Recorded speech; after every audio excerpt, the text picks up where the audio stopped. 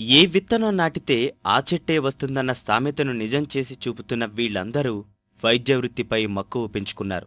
RMP వైద్యుడైన తండ్రి నడుస్తున్న బాటలోనే తాము వెళ్లాలనుకుంటున్నారు. అందరూ ఒకే వృత్తిని ఎంచుకోవడమే కాకుండా పేదలకు సాయపడాలన్న తలంపుతో ప్రత్యేక కార్యక్రమాలు చేపడుతున్నారు. వైద్యులంటే పరోపకారులని నిరూపిస్తున్నారు.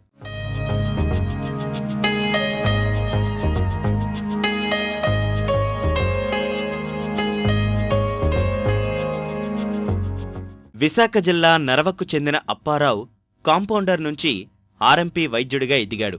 ఈయనకు 3 అమ్మాయిలు, 1 అబ్బాయి.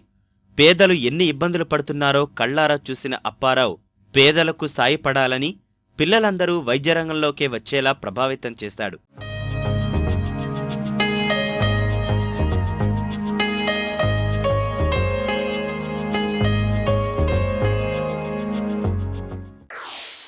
ప్రజలకి ఒక వైద్య వృత్తిలో వాళ్ళు చేస్తే మంచి అభిమానము, మంచి ప్రతిష్ట పెరుగుతుంది. దేని గురించి డాక్టర్ చదివితే బాగుందని చెప్పి అప్పుడు కాడి నుంచి నాకు ఆ వృత్తిలో నాకు దాని మీద కాన్సన్ట్రేట్ చేశానండి. ప్రజల కోసం ప్రజా సేవ చేస్తే మంచిదని నాకు తాపత్రయం ఉందండి. పిల్లలిద్దరినీ కూడా అదే ప్రొఫెషన్లో పంపిస్తే వాళ్ళకొచ్చే భర్తలో వాళ్ళకొచ్చే అమ్మాయి ఆ ప్రొఫెషన్లో ఉంటే బాగుంటుందని ఆశిస్తున్నానండి. అప్పారావు రెండో కూతురు భవానీ ఎంబీబీఎస్ పూర్తి చేసి ప్రస్తుతం విజయవాడలో అనస్థీషియా సబ్జెక్టులో పీజీ చేస్తోంది. చివరి అమ్మాయి మాధవి విజయనగరం మహారాజా కళాశాలలో ఎంబీబీఎస్ పూర్తి చేయగా పెద్దమ్మాయి వరలక్ష్మి డి ఫార్మసీ చదువుతోంది. వైద్య వృత్తిలో ఉన్న వ్యక్తినే పెళ్లి చేసుకుంది. మెడిసిన్ ఎంచుకోవడానికి ముఖ్య కారణం ఏంటంటే మా ఫాదర్ మమ్మల్ని మంచిగా తీర్చిదిద్దడమే కాదు, మాకు మంచి స్టడీస్ అవన్నీ మా డాడీ వల్లే వచ్చాయి. మా డాడీ చాలా డెలివరీస్ వేశారు, ఉచితంగానే చేశారు. అవన్నీ చూసి మేము ఇన్స్పైర్ అయ్యి ఈ మెడికల్ ఫీల్డ్లోకి రావడం జరిగింది. మేమందరం డాక్టర్ కావడానికి మా ఫాదరే మాకు ఇన్స్పిరేషన్. ఆ పేషెంట్ని ట్రీట్ చేస్తే దానివల్ల వచ్చే సాటిస్ఫాక్షన్ చాలా ఎక్కువ ఉంటుంది. అది ఎన్ని మంది డబ్బు ఇచ్చినా దాన్ని కొనలేము. అందుకని మేము అది చిన్నప్పటి నుంచి మా ఫాదర్ నుంచి మేము నేర్చుకున్నాము.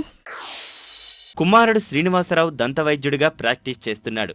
ఎండీఎస్ చేసి సర్జన్గా స్థిరపడాలనుకుంటున్నాడు.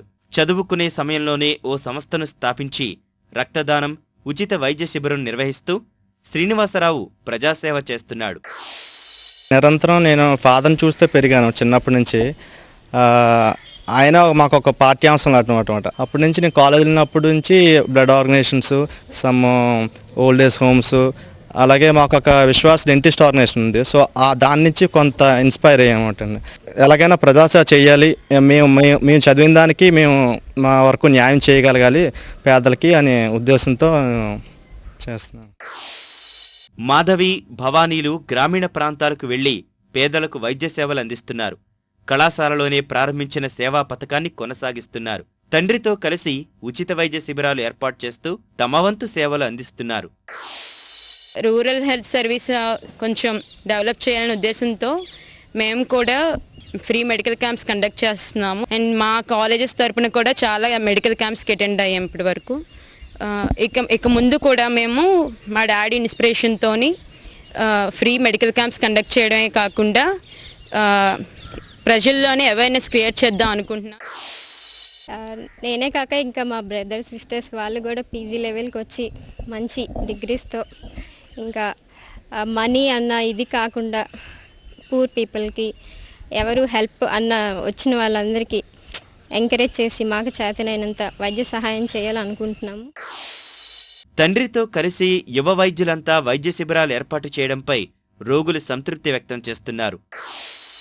సాధన బాగా చూస్తున్నారు, బాగా ఉన్నారు లేదు ప్రజలని ఆశపడి చేస్తున్నారు. మా అన్ని దయించి పేద సాధన బాగా చూస్తున్నారు, మాకు బాగుందండి.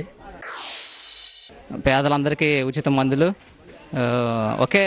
ఒకే కుటుంబంలో 3 డాక్టర్లు అంటే అది చాలా గర్వించదగ్గ విషయం. నెక్స్ట్ ఏంటంటే వాళ్ళు పేదలందరికీ ఉచితంగా వైద్యం, మందులు ఇవ్వడం, అలాగే కళ్ళ పరీక్షలు అన్నీ సక్రమంగా జరుగుతున్నాయి. ఈ కార్యక్రమం వాళ్ళకి ఎంతో మేము మా గ్రామం నుండి రుణపడి ఉంటాం.